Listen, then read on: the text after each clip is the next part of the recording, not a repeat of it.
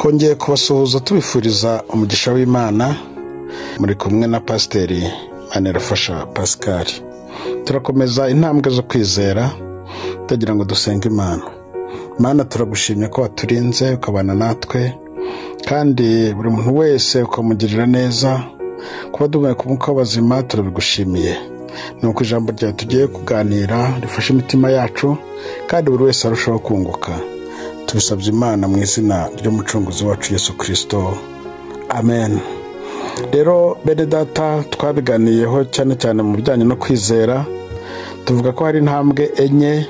Intambwe ya mbere ari karemano, intambwe ya kabiri ari ukwizera guheshwa no kumva ijambo ry'Imana, hanyuma intambwe ya gatatu ni ukwizera nk'impano itangwa n'Imana, kwizera gukora ibitangaza.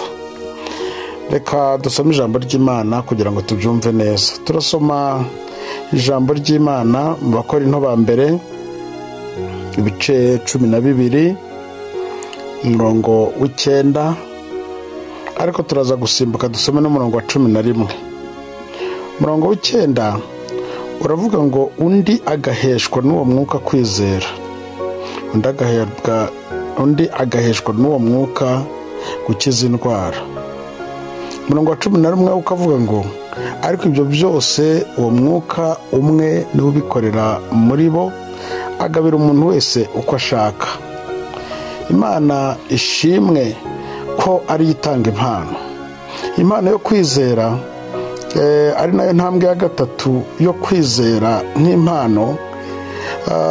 Ni igikorwa gikorwa n'Imana ubwayo, ntabwo ari umuntu bisaba ngo Mana ndashaka impano yo kwizera. Iyi mpano, mu gihe uhabwa impano z'Imana wuzuye umwuka wera, hari impano yamanukanye n'izindi impano yitwa kwizera. Umuntu rero ahabwa kwizera nk'impano, hanyuma kugira ngo yungure itorero, agatangira gukora ibitangaza atari we ubwe, ahubwo ari Imana ikorera muri we.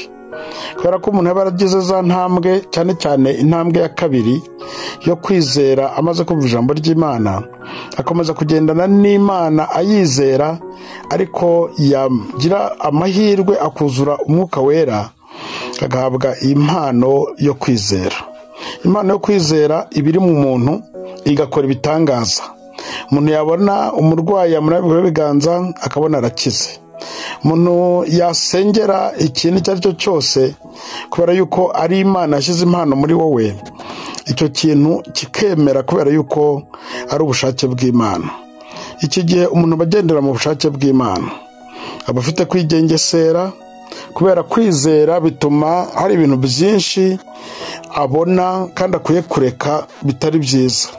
Mu kwizera twavuze ko guhwanye no gukiranuka. Uko gukiranuka, uko kugendana n'Imana, uko kuyizera, niko umuntu agenda yigengesera ku bintu byinshi. Hakaba ibintu umuntu areka kubera ko bimeze nk'ibyaha, cyangwa se byatuma biba icyuho cy'ibyaha, hanyuma umuntu agafata umwanzuro wo kugendana n'Imana. Iyo umuntu afite impano, asengera abantu bagakira, kandi iyi mpano ikora ibitangaza. Tubona abantu benshi muri Bibiliya bari bayifite, basengeraga abantu, bakoraga imirimo n'ibitangaza, Imana yagirira neza.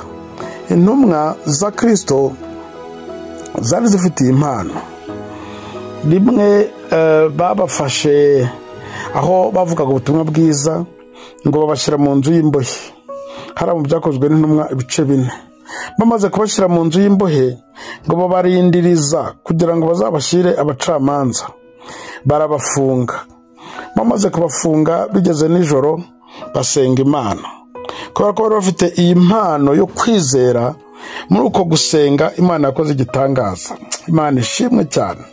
Ngo barasenze, inzugi zirakinguka, hanyuma barasohoka, baragenda bajya kuvuga ubutumwa nk'uko n'ubundi ari cyo babahoraga. Bari bakubiswe, bari bahuye n'ibibazo bitandukanye, ariko Imana irababohora, bava mu nzu y'imbohe. Ariko kandi baje kureba kugira ngo babafate, basanga inzugi za gereza ziracyafunze. Barakingura kugira ngo babafate, babajyane mu rukiko, ngo basanga intumwa zagiye kera ziri muri nibature, ziri kuvuga ubutumwa bwiza. baratangara, birabayobera ibyabo, baravuga bati ababo ntabwo tuzabashobora, ntituzi uko bizagenda. Bari bafite impano yo kwizera. Imana rero idufashe kugira ngo iyi mpano yo kwizera yiduhe buri muntu wese usengera kugira ngo abashe itorero ry'Imana rigende neza, rikore neza.